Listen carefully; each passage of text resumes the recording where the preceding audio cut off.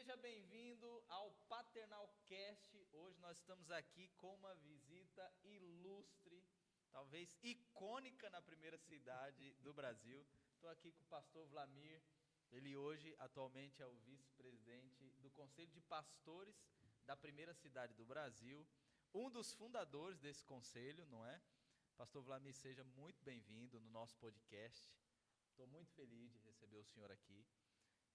Eu tenho certeza que vai ser uma grande bênção para esse público que vai aprender a amar a cidade em que serve. Muito obrigado, Fique à pastor vontade, se Alexandre. apresente. Muito obrigado. Eu quero também saudar todos aqueles que te acompanham, teus seguidores, aquelas pessoas que conseguem ver em você o brilho que a gente consegue ver pessoalmente. Tá? É um prazer estar aqui, uma alegria, né? E espero de alguma forma poder contribuir aí com a finalidade desse podcast. Sem sombra de dúvida. O pastor Vlamir me perguntou, antes de vir, qual seria o propósito. Eu falei, cara, eu gosto disso. De gente que faz coisa com propósito, não é? Nós temos o interesse em ter muita visibilidade, porque a gente quer alcançar a maioria das pessoas que ainda não foram impactadas por essa mensagem. No entanto, o propósito maior, dizia para ele, é a glória de Deus, é edificar a igreja, é ver pessoas que, assim como nós também, buscam fazer a vontade do Senhor. É verdade. Hoje é um dia especial e eu espero que enquanto você está assistindo esse programa, você fique com papel e caneta. Vai ter muita história, vai ter muita percepção e eu tenho certeza que nesse programa você vai aprender a amar mais a cidade em que você serve. Tudo bem? Então fica comigo aí. Pastor Vlamir, conta um pouquinho então para nós, para o nosso público, como é que começou essa jornada de amor pela cidade. Como é que o senhor enxerga a cidade que o senhor atua hoje, São Vicente, que é a primeira cidade do Brasil? Conta para nós o que o senhor acha relevante nesse primeiro momento sobre a cidade, sobre a história do senhor. Bom, eu nasci nessa cidade do ano de 1960, no século passado. Boa. Nasci em 1960, me identifiquei com ela, sempre morei na cidade. Um breve momento de um ano que eu tive que me ausentar por questões profissionais na minha vida militar, mas minha história sempre foi nesta cidade, casei nesta cidade, meus filhos nasceram nesta cidade, então eu tenho uma identidade muito grande, eu amo São Vicente, a verdade é essa, eu amo São Vicente. Oportunidades, Alexandre, não me faltou, para poder ir para outro lugar, para buscar outras cidades, mas tem uma coisa tipo raiz, sabe, que te gruda na terra, né? E não é porque é um lugar maravilhoso, esplendoroso, é o melhor lugar do planeta para morar, não. Muito pelo contrário, nós conhecemos São Vicente e sabemos que São Vicente tem as suas privações. Mas eu acredito que é amor mesmo, amor pela cidade. Aprendi a amar, conviver aqui, vivi aqui, vivo aqui, tenho igreja aqui, sou presido, por muito tempo presidi o conselho desta cidade, presido uma igreja aqui, enfim, meu relacionamento de vida sempre foi aqui em São Vicente. Legal. O senhor acredita que para desenvolver um bom trabalho em uma cidade, seja qual for, se ministerial, se um cunho mais profissional externo, é necessário amar o ambiente, a cidade? O senhor acredita nessa importância? Acredito, mas talvez a gente precise repensar a expressão amar. Fala mais. Porque a gente tem o entendimento de que amar é um sentimento que vem na gente, que é meio que platônico, e a gente acaba abraçando esse sentimento. E às vezes não é. Amar, pelo menos naquilo que eu acredito, que é as Sagradas Escrituras, amar é uma decisão que você toma. Você decide amar. Isso é bom. Você decide amar. E eu, por circunstâncias, não sei, eu amo a cidade que eu nasci, respeito a cidade que eu nasci, mas é uma decisão também. Porque quando você, assim, se você for esperar sentimentos por amar, você vai esperar uma troca. E a cidade dificilmente tem condições, até por causa do seu poder aquisitivo, de lhe dar aquilo que você espera como uma cidade de potencial. Sim. Né? Uma cidade assim potencializada, talvez essa fosse a melhor expressão. Mas eu decidi amar essa cidade e servir essa cidade, servindo as pessoas dessa cidade. Eu acho que esse é o caminho, Alexandre. Isso é incrível. Eu estive na igreja em que o pastor Vlamir lidera, teve um café lá, né? Um espaço muito bonito. Inclusive me lembrou, porque muito da minha infância e adolescência eu vivi no Bitaru, aprontei bastante ali, aquele caminho era uma fuga nossa, quando não tinha ainda as casinhas, sabe? Eu fui um protótipo de criminoso. Nossa. Eu não cheguei a ser criminoso. E o pastor Vlamir, ele está num ambiente assim altamente resistente, mas percebe-se, pelo menos assim para quem olha de fora, pastor, percebe-se assim graça de Deus em um resultado extraordinário para o ambiente. E quando eu pensei em trazer o pastor Vlamir, é exatamente por causa dos resultados que a gente já enxerga, né, que eu sei que o senhor vai dizer que pela graça de Deus a gente também pensa assim, mas eu reconheço o trabalho do senhor, aquilo que o senhor entregou para a cidade, aquilo que o senhor tem feito, e sem sombra de dúvida o senhor demonstrou a importância de amar a cidade com a vida. É interessante que quando foi no ano 2000, né, que nós fomos para lá. 2000. A igreja que eu dirigia era aqui na Capitão Luiz Pimenta. Ali perto do Bombeiro. É um lugar onde passava tudo que é tipo de condução, tudo passava ali, Alexandre. Maravilha, gente que vem de Praia Grande, pessoal que vinha da vila, do Rio Branco, tudo passava ali. E aí Deus me mandou lá para o fundão. Se você chegou agora lá, você viu que tem um conjunto habitacional, né? Só que não tinha não, né? Já tem população. Não tem, você disse que teve sua infância lá. Exatamente, quando eu cheguei lá, tinha 500 metros de mato para todo lado. Tinha umas 3, 4 casas de umas pessoas muito generosas que ali moravam e recebia a cessão do terreno ali. Mas foi um desafio, porque não tinha nada, estrutura nenhuma, não tinha luz na rua, não tinha a água, vinha lá da rua Japão, que atravessava o meio do terreno para depois chegar na igreja. Então, para eu ir para lá, foi meio que pioneiro mesmo, sabe, rapaz? Assim, em algum momento o senhor olhou e falou, cara, não faz sentido ir para lá. Teve alguma resistência no tempo coração? Todo. O tempo todo. Por que eu estou fazendo aqui, cara? Não fazia sentido. Foi porque eu tinha a convicção que Deus tinha nos mandado para lá. A única coisa que eu me sustentava era na convicção que Deus tinha nos colocado naquele lugar.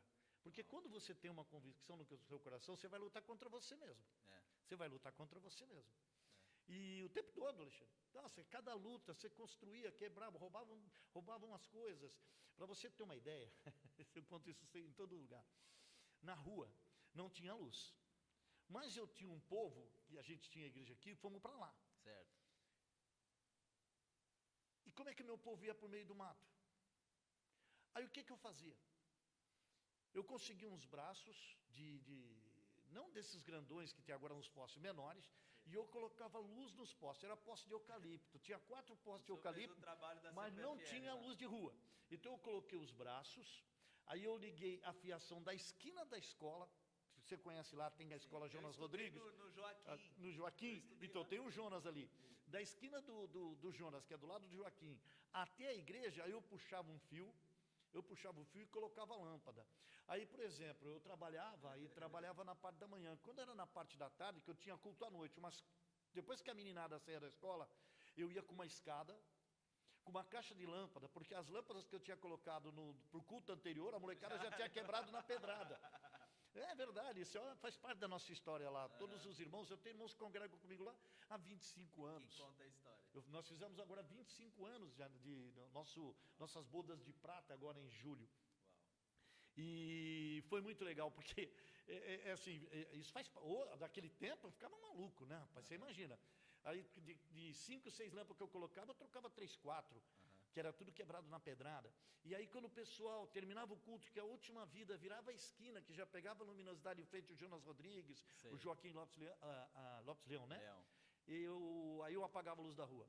Isso quando não roubavam uma fiação, quando não roubavam um relógio de água que estava do outro lado da rua Japão.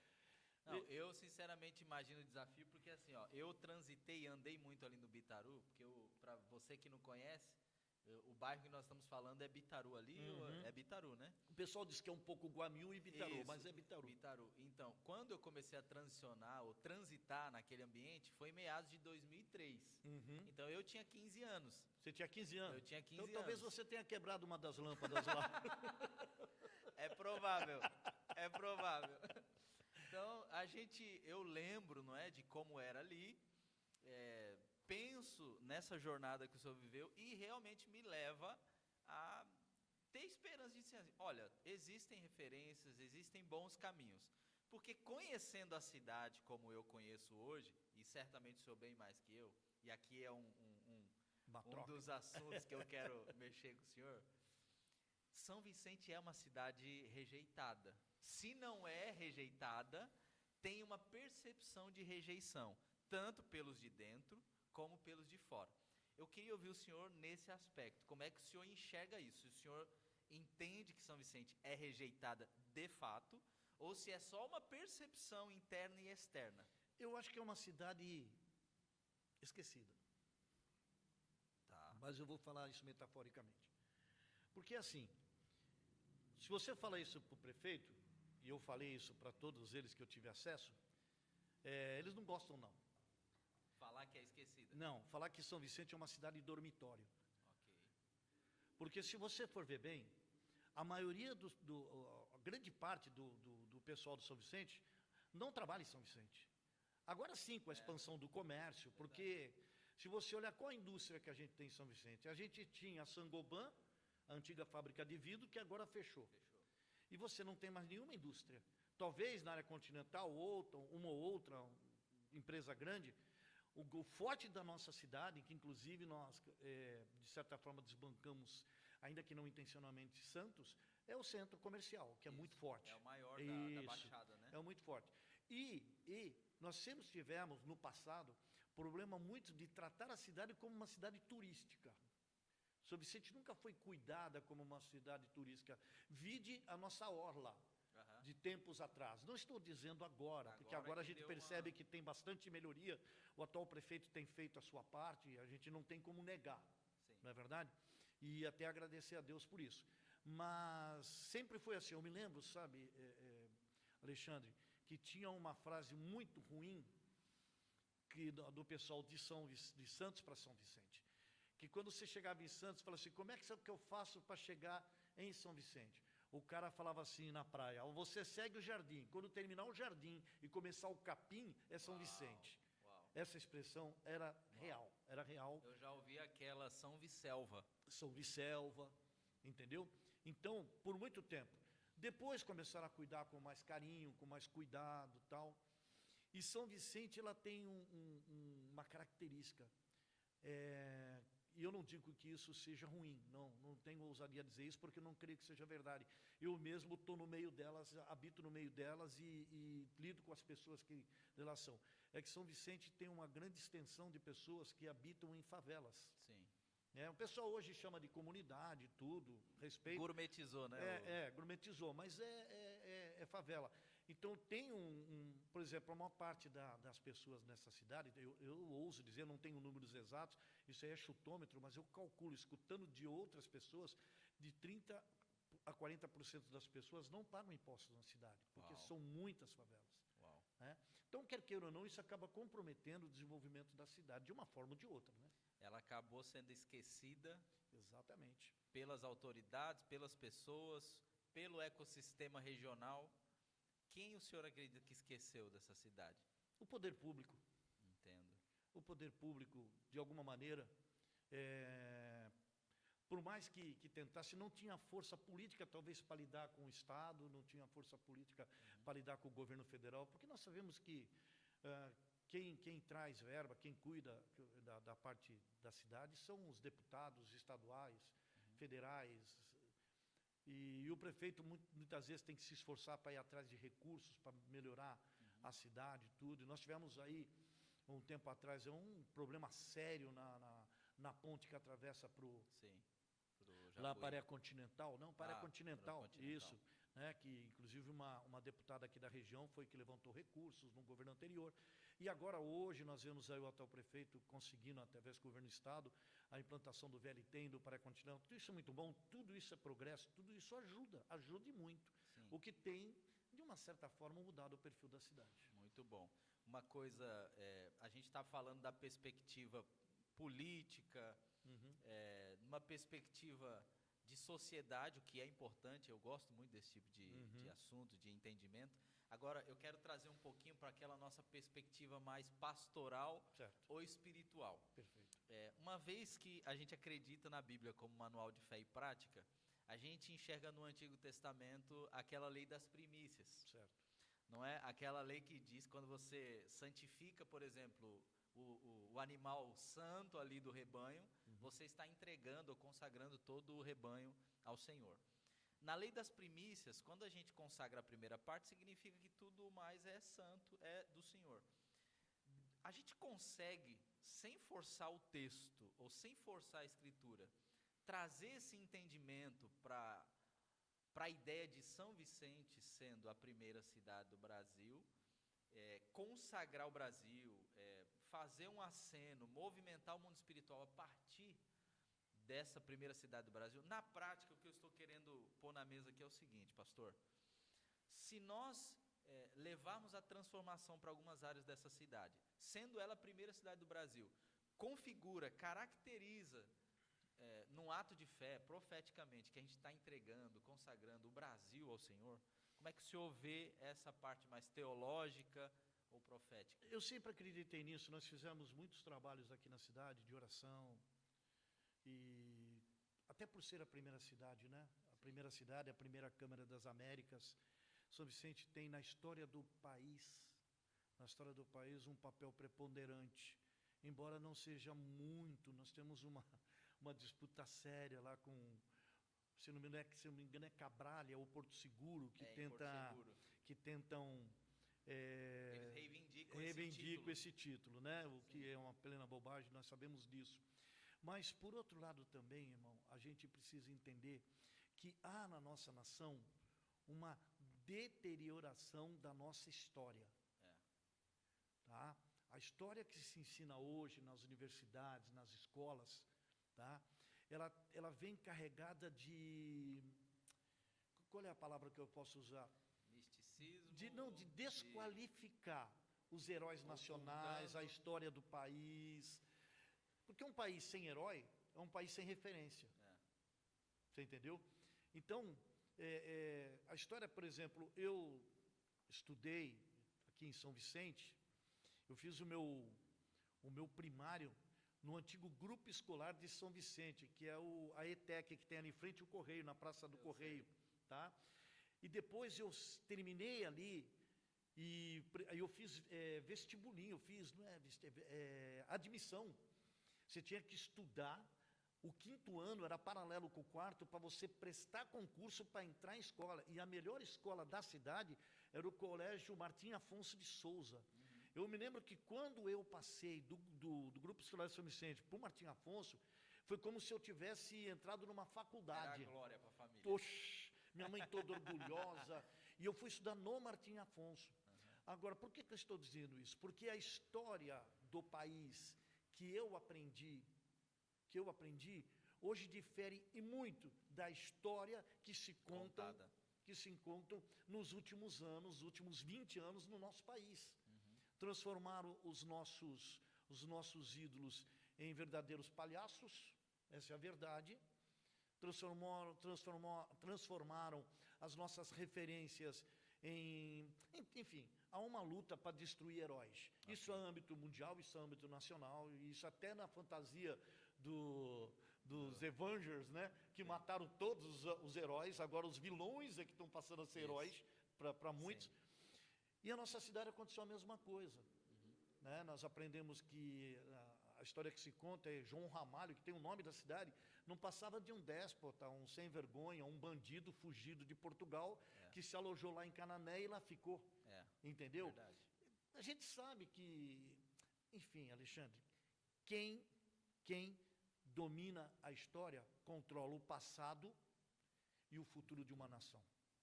Quem domina o país, quem tem o governo, controla o passado. Não sei se você já leu aquele livro do... meu Deus, 1984, esqueci o nome 64. do autor. Não, 84. 1984. É tremendo, é tudo que nós estamos vivendo hoje. Então, São Vicente sofreu muito isso, voltando à sua pergunta. São Vicente sofreu muito isso. E foi criando essa cultura no coração dos jovens, que São Vicente é um problema, São Vicente é isso, e cooperando também com as más administrações que essa cidade teve, e com o grande esgaçamento do tecido social, no sentido de que as pessoas vieram se alojar em São Vicente sem ter infraestrutura.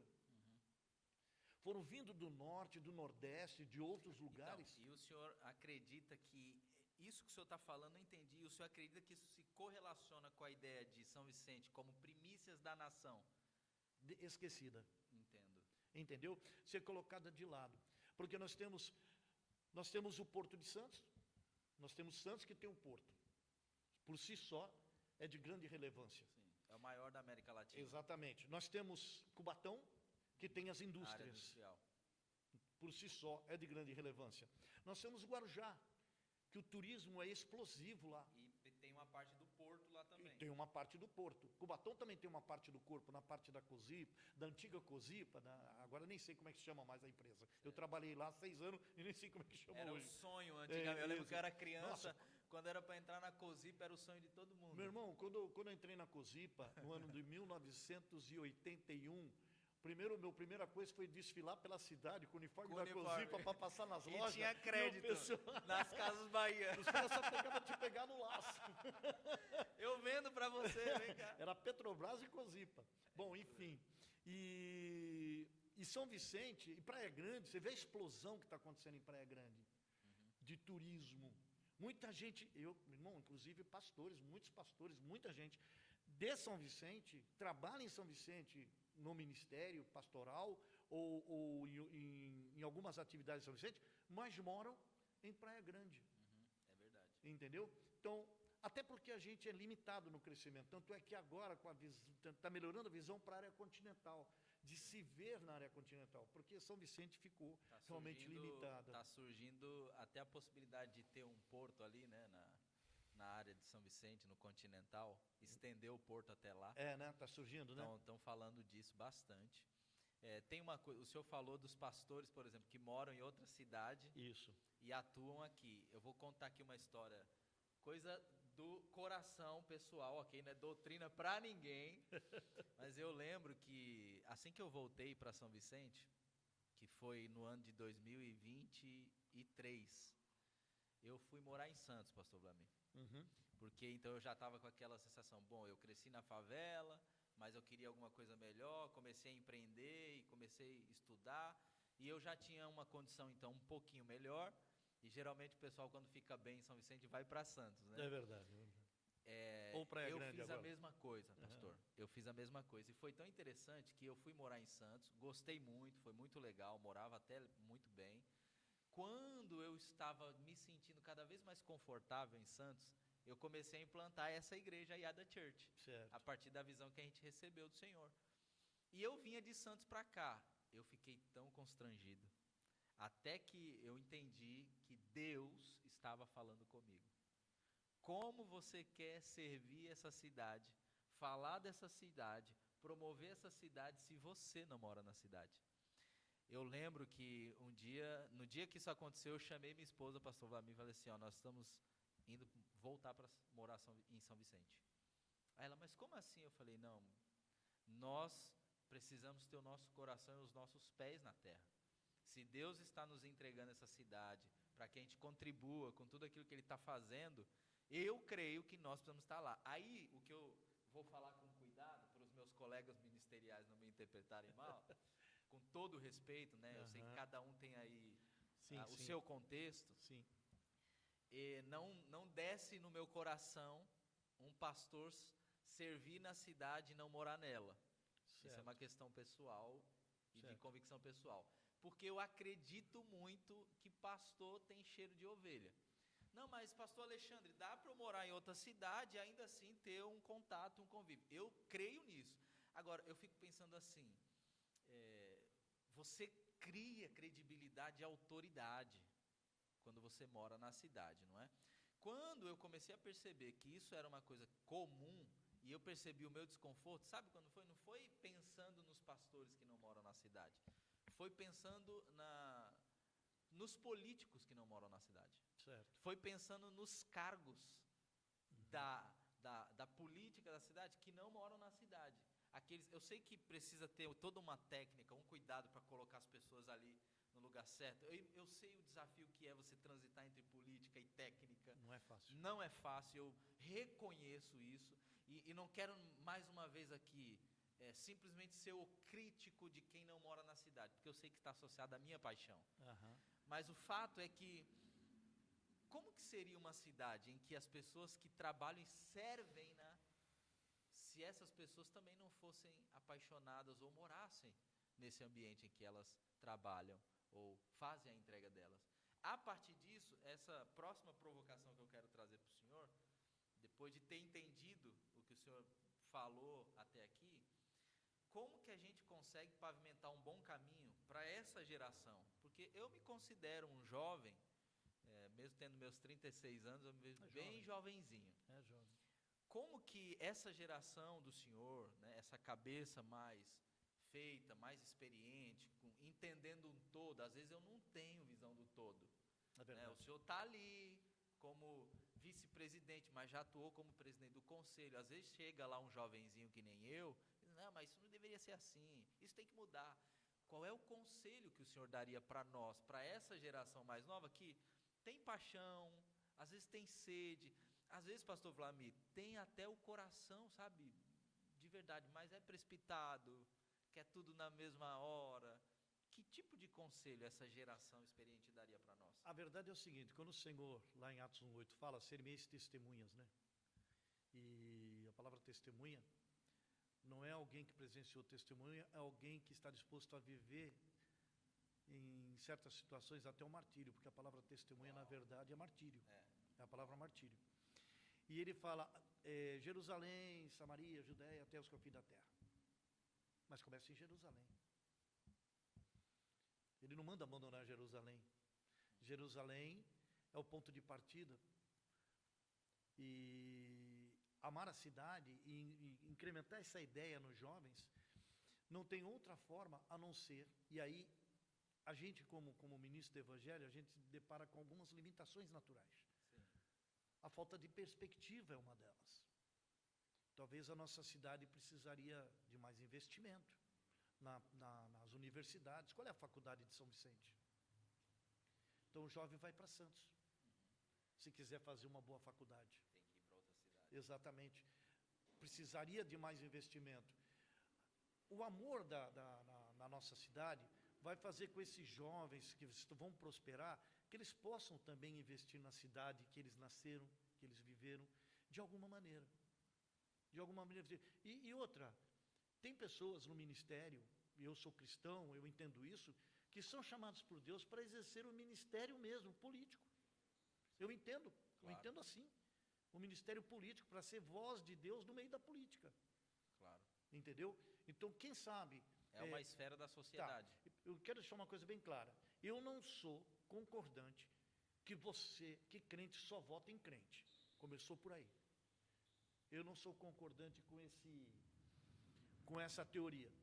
Porque, infelizmente, as nossas referências da nossa cidade não foram as melhores para nós, né? Sim. Mas uma pessoa que seja capaz. Eu acho que nós temos que escolher pessoas capazes para a nossa cidade. E a partir daí, ensinar esses jovens a investir na cidade, investir financeiramente, investir da sua vida, investir do seu serviço. Porque, ora, às vezes presta atenção, a gente gasta como igreja, e não está errado, porque quando o Senhor Jesus, ele mandou ver, ele levanta os vossos olhos e vede as terras. Então você tem que ter uma visão além do alcance, o olho de Thundercat, né? O olhar além do alcance, né? Você tem que ir mais adiante. Mas você tem que olhar a partir de um lugar. Sim. A partir da sua referência. E se você olhar para a sua referência, quais são as carências da nossa cidade? Em que eu posso de alguma maneira servir? Talvez eu não tenha dinheiro para servir, mas eu posso ajudar de alguma maneira na área social. Eu posso cooperar com as pessoas. Eu posso ser alguém que pode aconselhar pessoas na nossa cidade. Sim. Ser uma referência para pessoas na nossa cidade. Porque se você realmente tem uma visão do Espírito de Deus, Ele sempre vai mandar você olhar a partir de um círculo que você faz em volta de você mesmo. Sim. Às vezes a gente quer ver tão longe, mas a gente tem que olhar dentro do círculo que a gente vive. E essa é uma tendência natural de jovem sonhador, né? Sim. A gente sempre quer ir para fora. Qual quer de fazer nós não mais. foi assim? Qual de nós não queria, não sonhava ir para os Estados Unidos, ir para a Europa, Sim. certo? Qualquer jovem hoje tem essa esperança. Se bem que a Europa não está mais essas coisas todas, né? Tá Não está, desafiador. não está fácil não lá. Tem gente lá que está passando um clamando dobrado. pra voltar. Né? Então, daqui a pouco já estão voltando, porque a perseguição lá está muito grande.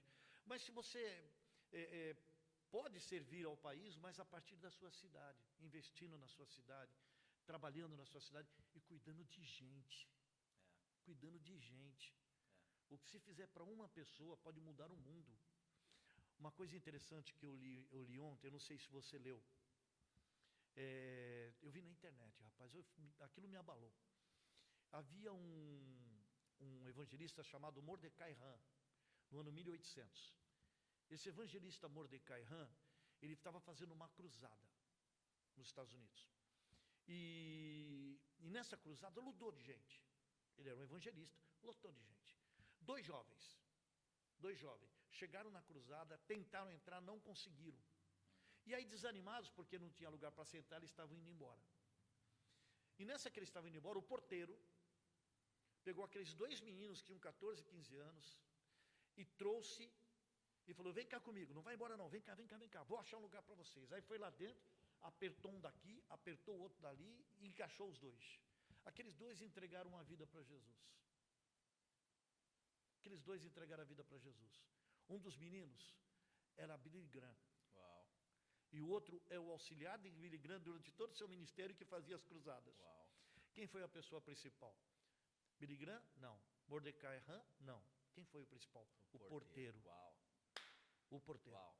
Por causa da ação de uma pessoa em cima da vida de outra pessoa, mudou a história de mais de 200 milhões de pessoas, segundo estatísticas de pessoas que entregaram a sua vida para Jesus através do ministério do saudoso e amado de Deus, Billy Graham.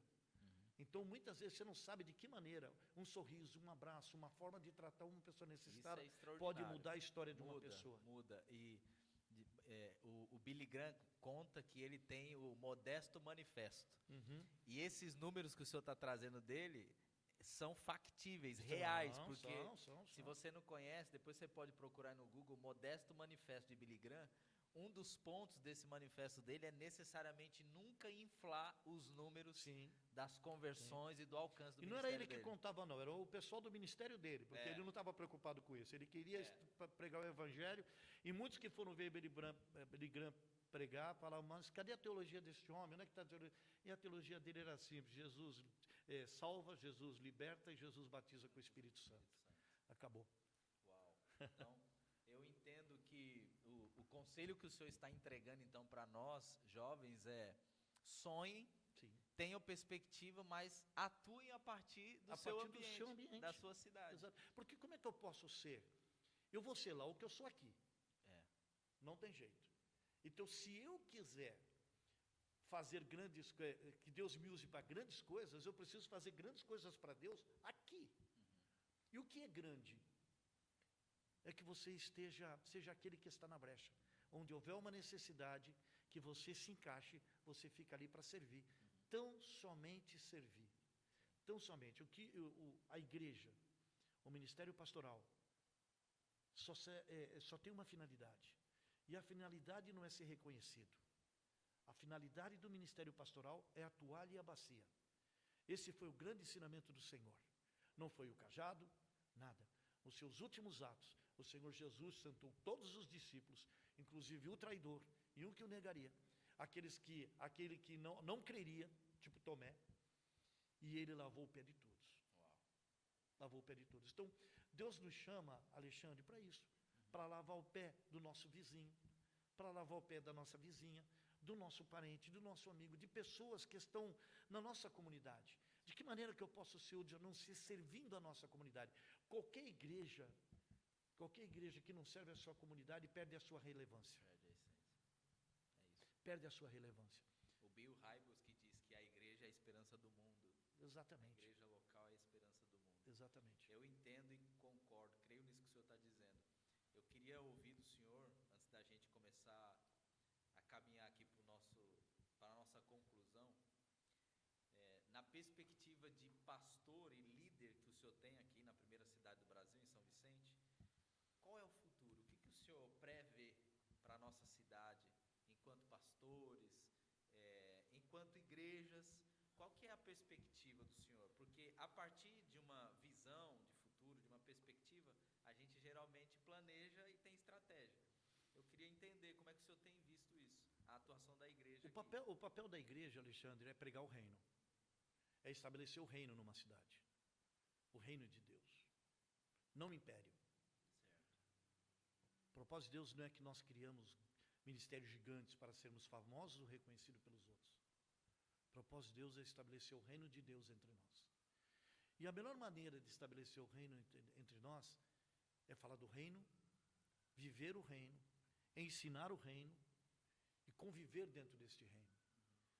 Só que muitas vezes nós pedimos a Deus que nos mande trabalhadores para essa seara, como Ele mesmo manda, mas Ele manda o drogado da esquina, manda o alcoólatra, manda a prostituta, manda pessoas que com a vida completamente... Sim, endividados.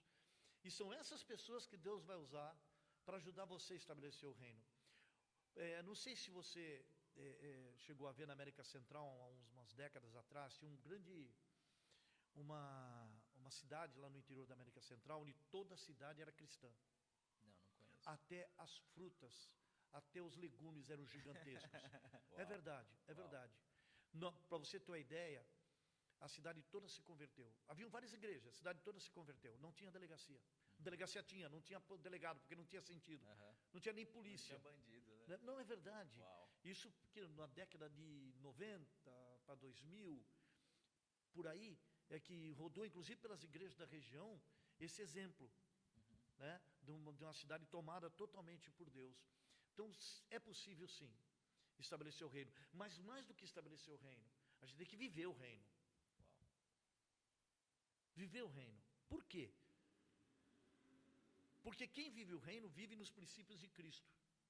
E quem vive no princípio de Cristo, influencia as pessoas à sua volta. Eu não estou falando de religião. Espera lá, não estou falando de religião. Eu estou falando de Cristo em nós, a esperança da glória. Não estou falando de religião, ser evangélico, ser católico, não. Não, estou falando em Cristo, os princípios de Cristo.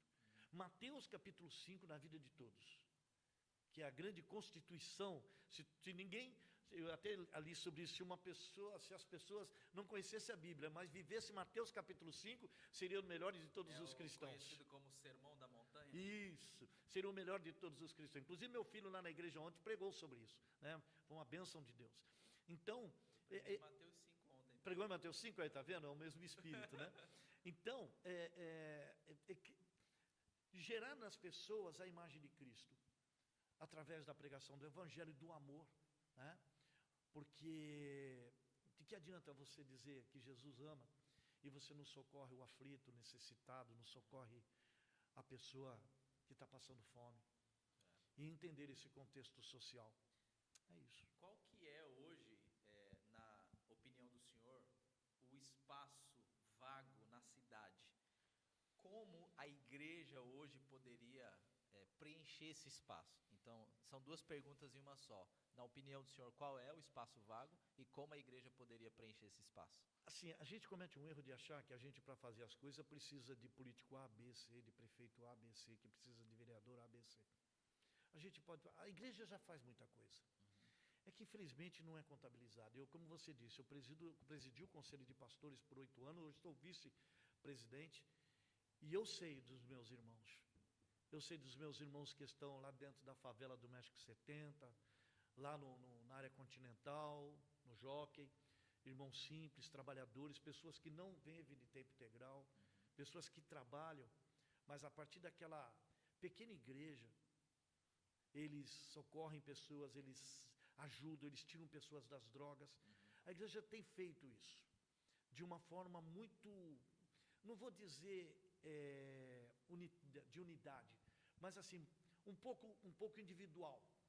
Eu na minha igreja, você na sua, outro na sua, cada um fazendo sua parte e tal, é o que tem que ser.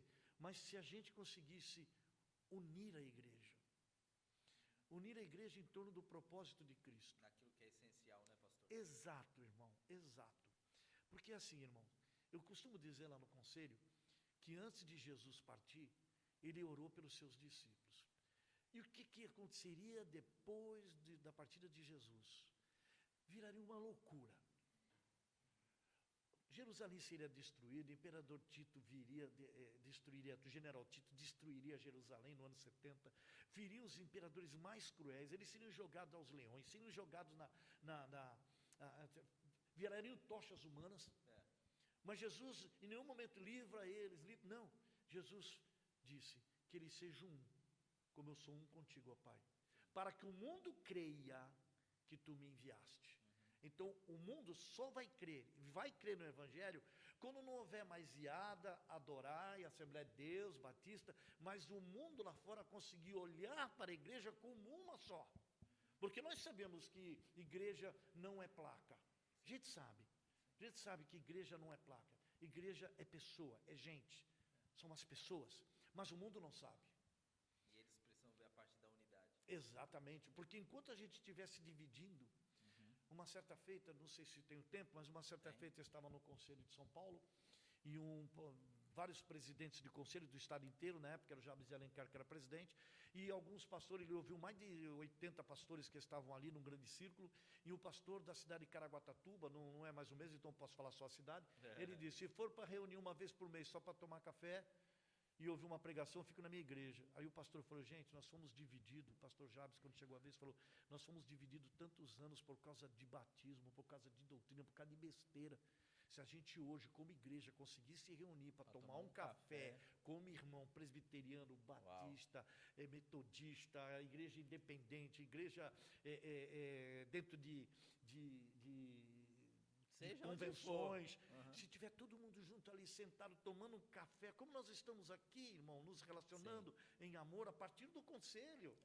Porque eu lhe conheci no conselho e você me conheceu no conselho, não é verdade? E aí, daquilo que você pode, você me ajuda, naquilo que eu posso eu te ajudo, e a gente ajuda mais pessoas. Eu acho que esse seria o princípio bom para a mudança da nossa cidade. Eu creio. Lembra que Jesus disse, para que o mundo creia que tu me enviaste, que eles sejam um. Uau, o senhor falando me lembrou algumas experiências que eu tive com o pastor Jonathan. Imagino que o senhor conhece o pastor Jonathan, né? Vale da Bênção? Oxe. O pastor Jonathan... Trouxe ele algumas vezes para ministrar. Então, ele é um dos homens que falam ao meu coração ainda hoje. Sim. Eu caminhei com o pastor Jonathan, assim, diretamente 4 anos. No período do sertão. Lá com o Eginaldo Hélio, lá não? Então, o Eginaldo Hélio é um dos caras que eu sempre tive ali com ele. Não se transformou no meu amigo de intimidade, mas estava ali. Eu sei que o Eginaldo Hélio é um cara forte ali com o pastor Jonathan. Sim. É o intelectual ali da base. Isso. Né? Então, e o pastor Jonathan, o cara da visão, o cara da intercessão, o cara da oração, e o Eginaldo Hélio é o cara da intelectualidade. Isso. Ok. E quando eu estava no sertão, eu fui muito impactado pela vida do pastor Jonathan. Sim. Muito impactado, porque hoje ele tem um movimento nacional de evangelização do sertão nordestino. Isso. E num dos congressos nacionais lá no sertão, no meio de 1000 pessoas que tinha naquele congresso, calma aí que já vai fazer sentido porque eu estou contando essa história. Estava num coffee break, a gente passeando ali, o pastor Jonathan parou na minha frente, eu já sabia quem ele era, a envergadura espiritual dele, o chamado dele no Brasil, as experiências que ele já tinha vivido, e ele para na minha frente e diz assim, você é pastor? Com aquela vozinha, né, de idoso, e eu, surpresa, assim, eu falei, sou pastor, quando eu estava implantando a CBP lá no sertão. Certo. E ele, eu estou com a impressão no espírito que você é o jovem que eu estava procurando. Ele falou assim para mim, pastor Vlamir. Aí eu... Imagino. Eu fiquei com aquele... Era uma coisa boa, sabe assim, cara, um cara dessa envergadura me reconhecendo no meio de uma multidão. Lutando contra o próprio orgulho, Não, né? eu estava me achando, essa era a verdade. Na hora que ele falou aquilo, ele já não precisava fazer mais nada, eu já estava me achando. Pastor Jonathan reconheceu minha unção, pensei, né? Aí eu falei, sim, mas... Pois não, ele falou, vai no meu escritório essa semana para a gente conversar. Eu saí daquele congresso, isso era um sábado, na quinta-feira eu estive no escritório dele lá, na base do Movimento Nacional. E ele me fez uma proposta, conversou comigo e ele me contou o que ele tinha visto, me contou o que ele estava orando. foi muito legal, foi muito, o jeitão dele, imagino que o senhor conhece, bem sério, bem pontual, intencional. Isso. E depois de tudo que ele me propôs, que era uma coisa assim extraordinária, que era exatamente como eu me via ministerialmente, eu tive que dizer não para ele. Ele me fez uma proposta de visitar as capitais do Nordeste e promover a implantação de igrejas no sertão. Então, meu trabalho era trazer as igrejas da capital para investir no sertão nordestino. E eu disse para ele, pastor Jonathan, eu estou extremamente grato. Por dentro eu estava querendo aceitar, porque era a oportunidade da vida ministerial. Eu só estava vendo a glória da coisa. Só que eu estava empenhado na implantação de uma igreja local, num vilarejo, certo, com 900 pessoas. Uau. Que é o vilarejo de Rancharia, em Pernambuco. Certo. E eu precisava ali ser honesto com o que Deus já tinha me entregue. Isso até me emociona, porque foi um dos maiores desafios que eu tive, assim, de falar não querendo. Eu tinha me projetado para aquilo, a ideia de, ter um ministério relevante. E eu disse para ele, não, pastor Jonathan, por causa disso, disso e disso. Que eu estava envolvido, eu estava no 2º ano da implantação. Certo. Não fazia sentido eu sair. Certo. Mas eu não quero, pastor Jonathan, que o senhor simplesmente entenda esse meu não como um definitivo. Eu quero me dispor para servir o senhor e sempre que eu puder estar aqui. Então tá, onde essa história vai se encaixar com aquilo que o senhor está trazendo agora? Foi quando então eu comecei a me aproximar mais do pastor Jonathan. Então eu comecei a ser o cara que ajudava ele a programar os eventos ali. Quando ele não estava com a esposa dele, a pastora Adelaide, eu era o que dormia com ele no apartamento para ajudar ele. Eu era ali o Timóteo dele, eu era o João Marcos dele ali. Que experiência. E passei 4 anos, assim, bem de pertinho, sendo aquele cara, fazendo os impactos. Quando ele volta a morar mais aqui em São Paulo, no Vale da Benção, que estoura a pandemia, então é quando eu volto para São Paulo também. E eu passo a transitar e fazer, então, eu estou sempre lá, estou sempre conversando com ele. Eu comecei a perceber que isso que o senhor está falando de unidade, porque ele tem uma graça para liderar pastores. Sim. E aí, aqui está o ponto central do porquê que eu estou contando essa experiência. Uma das coisas mais profundas que eu aprendi com o pastor Jonathan foi quando ele disse assim para mim, Alexandre, se tem uma coisa que une pastor e que pastor não titubeia muito, é falar que vai orar. Porque oração unifica, pastor. Ninguém contradiz oração. Um convite para orar. E o senhor falou da importância de unir, para tomar um café, para ouvir uma palavra, para fazer uma oração. É exatamente aquilo que eu tenho aprendido com esses grandes homens. Eu me vejo como alguém nos ombros de gigantes. Eu já tive aquela fase do jovem que quer e vai, e quer fazer. Só que eu entendi que, e aqui eu aprendi com o meu pastor Reinaldo, ele dizia assim para mim, Alexandre, o homem que não respeita a história não faz história. Exatamente. Ou seja, enquanto pastores e líderes, primeiro, amar a cidade, o ambiente que nós estamos, já é fundamental. Se nós conseguimos, então, dentro daquilo que o senhor está falando, desenvolver a unidade, certamente nós vamos conseguir, então, provocar uma transformação na nossa cidade. E é uma luta, viu, Alexandre? Porque a gente faz os cafés, 70, 80 pastores e líderes da cidade e tudo, e a gente não vê os pastores de grandes igrejas, de grande expressão na nossa cidade, unidos com a gente. Isso traz, assim, eu estou tantos anos lidando com isso, que eu não vejo isso pelo lado negativo da coisa. Entendo. Esses pastores têm tantos afazeres, até denominacionais, que às vezes o tempo deles já está tomado. E dentro de, por exemplo, um pastor da nossa cidade que tem, não sei, uma base de 100 igrejas, que tempo que ele tem para alguma coisa? Então ele precisa cuidar de família, ele precisa cuidar de um monte de coisa, e até o seu próprio ministério. Eu entendo isso. Né? E esse é um desafio para todos nós. É a gente entender a unidade. Sim. Uma vez eu escutei alguém dizer com muita propriedade que unidade parece que só está no coração de Deus. Não entrou no coração da igreja ainda. Eu tenho unidade na minha denominação. Isso não é unidade, é uniformidade. Onde todos falam igual, todos pensam igual. É não. A ideia da união? É. A diferença de união e unidade? Exatamente. Por quê? Aquela uniformidade. Você pode ver que, eu não acho isso errado, Normalmente os pastores auxiliares têm um jeitinho do pastor presidente, do líder. né, do líder, né? Eu não estou dizendo que isso é errado, mas a unidade é você batiza por aspersão, eu batizo por imersão, vamos andar junto? Vamos, porque o centro é Cristo. Isso. Entendeu? Ah, você é calvinista, você é arminiano, mas vamos andar junto porque o centro é Cristo. Então, se nós queremos uma transformação da nossa cidade, o juízo começa pela casa de Deus. Eu creio. Está escrito.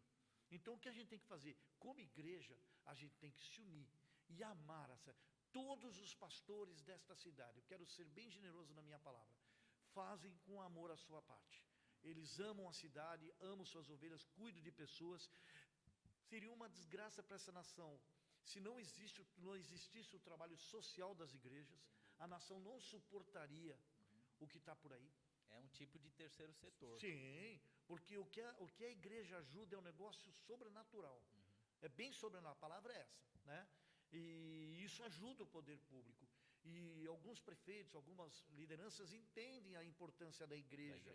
Nesse suposto terceiro setor, né? Ou terceiro setor, como alguns inseriram a igreja.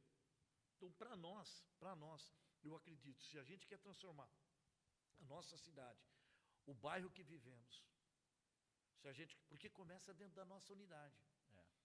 É você implantar na igreja a visão de amor pela cidade, implantar na igreja a visão de amor pelo seu bairro.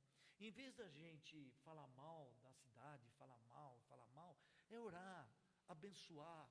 Declarar a bênção. Declarar a tua bênção, declarar a bênção sobre a cidade, profetizar coisas positivas, sabe? Palavras de esperança, de amor. É o que cabe a nós fazer. Sim. E acreditar naquilo que nós fazemos. Sabe por quê? Porque quem nos colocou nessa cidade como pastores, como líderes, foi Deus. E a Ele prestaremos conta de tudo que fazemos aqui nesta cidade. Amém? Amém, eu creio. Muito bom, pastor. Eu quero, desde então, reconhecer aqui, com muita gratidão, o empenho do senhor.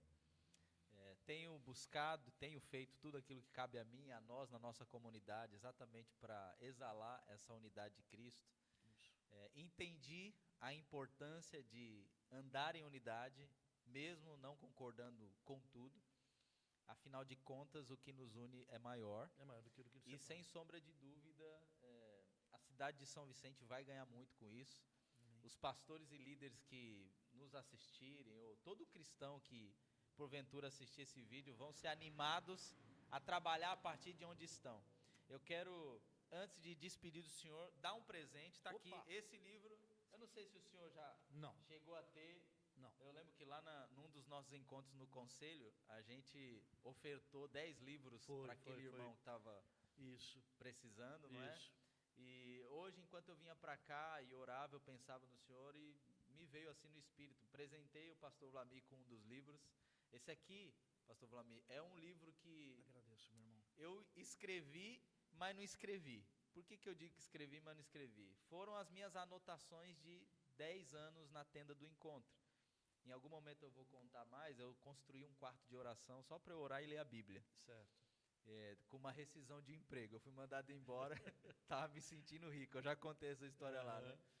E eu anotei muita coisa que Deus foi falando comigo, foi me tratando. E algum tempo atrás eu fui animado e encorajado a publicar essas anotações. Então eu digo, eu ainda não sou escritor porque eu só publiquei minhas anotações. E eu gostaria muito de presenteá-lo, é uma forma de reconhecer materialmente o trabalho do senhor.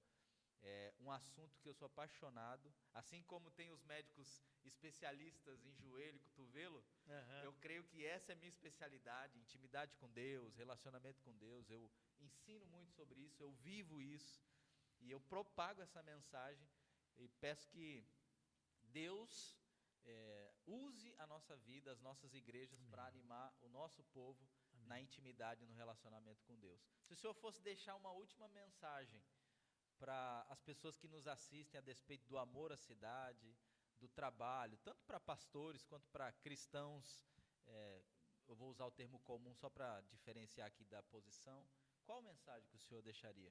Muitas vezes a gente vê missionários lá fora, os da história da igreja, Charles Finney, enfim. E eles passaram a amar aquela nação para onde eles foram. Mas não é porque eles passaram a amar porque foram emocionalmente tocados, é porque Deus os chamou para aquilo e eles decidiram ouvir a voz de Deus. Eu acho que todos nós, como cristãos da cidade, eu acho não, tenho certeza, nós somos missionários nesta cidade. Às vezes a gente sonha, se você perguntasse para mim, pastor Vlamir, onde você gostaria de ser um missionário? Eu falaria para você, sem nenhum medo de errar, no Havaí. Eu gosto de mergulho, gosto de pesca, imagine eu lá. Mas não é assim que funciona.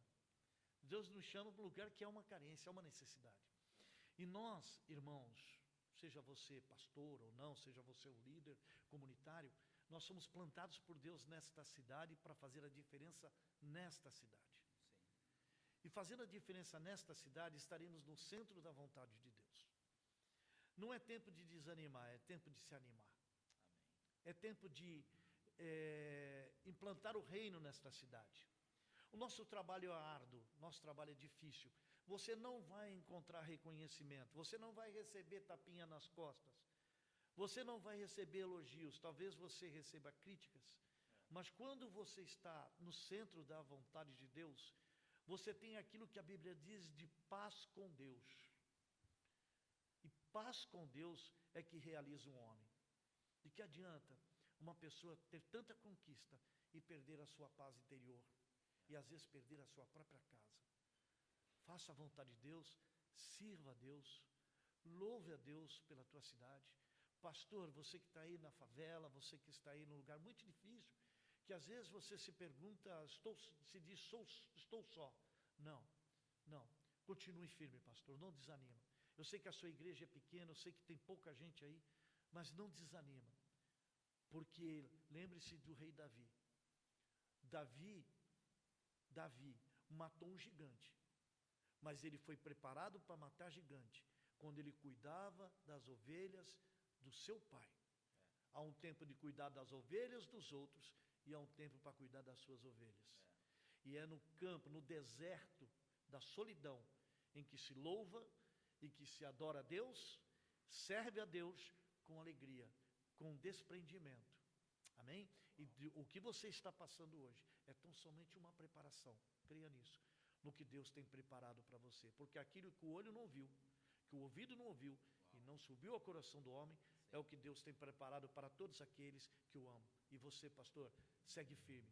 Irmão, minha irmã, empresário, você que está ouvindo, segue firme. Deus está usando sua empresa, pode usar sua empresa para transformar essa cidade. Pode usar a sua lojinha lá no bairro para transformar essa cidade. Se vai começar, começa sempre a partir de cada um de nós. Uau, eu creio. Amém. Amém? Alguns dizem que Jesus falou que o profeta não tem honra senão na sua própria terra ou na sua própria casa. É né? verdade. Eu precisei ir lá em São José do Belmonte, no interior do Pernambuco, para conhecer a história do pastor Neto e para aprender o seguinte: quem disse que eu preciso de honra para servir a Deus na minha cidade? Eu escutei um pastor falar assim, eu vou embora da cidade, foi embora para o Paraná, porque disseram para ele assim, daqui na cidade ninguém me honra. Aí eu falei para ele, pastor, qual foi a honra que Cristo teve? A maior honra que Cristo teve foi a cruz. Está disposto? É isso, é isso. Então seja muito abençoado. Esse foi mais um episódio do Paternal Cast. Nós recebemos o pastor Vlamir, que hoje atualmente é pastor local na cidade, mais de 30 anos na primeira cidade do Brasil. Já foi pelo menos 8 anos presidente do Conselho de Pastores, articulado, transita aqui e acolá. Pela graça de Deus. E a gente está muito feliz e a gente realmente espera que você tenha sido animado, encorajado, edificado, porque nós fizemos isso aqui para a glória de Deus. Pastor, foi muito bom receber o senhor aqui, foi muito bom ouvir um pouquinho mais daquilo que o senhor carrega, desse coração, e uma coisa que me impressionou é que o senhor é nascido e criado aqui, eu não sabia disso. Nascido, criado. Ou seja... como nós conversávamos, eu nasci na Presidente Wilson, no tempo do bonde, que eu atirei pedra no bonde, no antigo linha 1. Né? Essa época eu não conheço. Não, claro que não. É coisa do século passado, né? Enfim. E foi aqui que Deus me plantou e aqui eu tenho vivido até hoje. Eu, minha esposa Deus tirou lá de Cananéia, da Ilha do Cardoso, me fez conhecê-la aqui quando eu tinha 15 anos. Eu esqueci de falar isso. Olha só. Eu sou casado com a Sandra, com a Lady Sandra, 45 anos.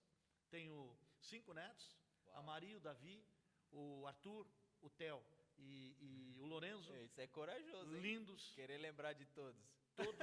Todos servem ao Senhor, todos amam a Jesus, né? Uau. E, enfim, é isso aí, uma grande alegria. Parabéns Muito pela bom. iniciativa, parabéns pelo teu chamado, que Deus continue te abençoando.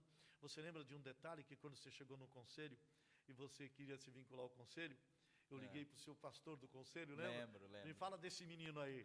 Aí o pastor, esse menino é joia demais. Esse menino é joia demais. O senhor sabe que eu paguei um trocado para ele falar? Pelo menos um almoço, né? Sem dúvida. E ele falou muito bem de você, e Legal. aí você agora é parte da nossa unidade, é parte do nosso conselho, é mais um nessa seara, Legal. para nos ajudar a gerar unidade. E quem sabe futuramente você fará parte deste grupo É. que gera unidade nessa cidade. Amém? Já está rolando uma proposta aqui. Nos bastidores Muito depois. bom. Vamos deixar o Senhor Deus trabalhar. Amém. A disposição do nosso coração está posta. A gente já entendeu que não precisa provar nada verdade. para ninguém. É verdade. Eu já passei aquela minha fase de querer ser famoso, aceito. Aceitável. E eu decidi definitivamente servir o Senhor Jesus, porque eu sei de onde Ele me tirou. Não tenho nenhuma dúvida de que eu carecia da glória de Deus, da presença de Deus. Continua ainda peludo e às vezes truculento em um monte de assunto. Mas tem muita coisa que eu já estou marromeno. Todo pastor tem que ter, assim, eu costumo dizer que todo pastor tem que ter coração de manteiga e carcaça de rinoceronte. Uau. Né? Obrigado. Porque senão ele não suporta o ministério. Muito bom. Show de bola. Legal. Obrigado, Bom estar pastor. contigo, meu irmão. Demais. Que Deus te abençoe. Curte esse vídeo, compartilha, manda para todo mundo. Depois a gente pode, quem sabe, compartilhar com os pastores Não, com certeza. dessa cidade. Com certeza. Eu tenho certeza que vai ser benção. Se você ainda não é inscrito no canal, se inscreve no canal. Toda semana tem vídeo novo, tem um convidado novo. E nós vamos continuar servindo ao Senhor até onde Ele nos permitir. Viva bem e funcione. Deus te abençoe.